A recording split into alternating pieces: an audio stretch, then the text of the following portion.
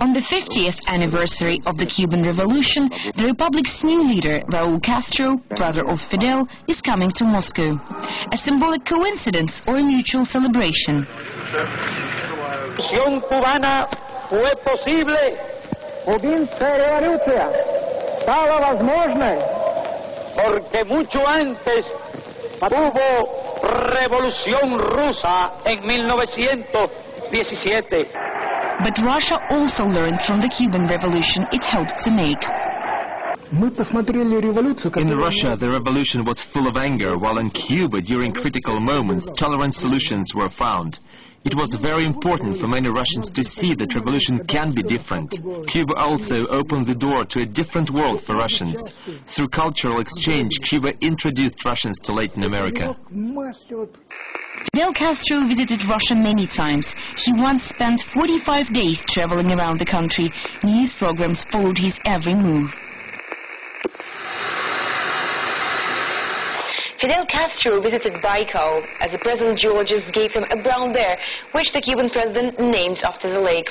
Fidel Castro says he will continue his tour around Russia as he wants to see how average Russians live, learn their culture and traditions.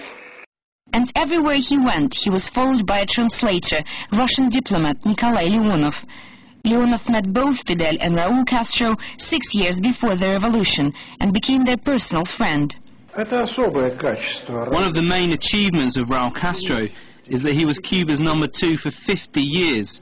As the head of the military forces, he stayed loyal to his party and then took power of the country, doing it so well no one in Cuba or abroad noticed.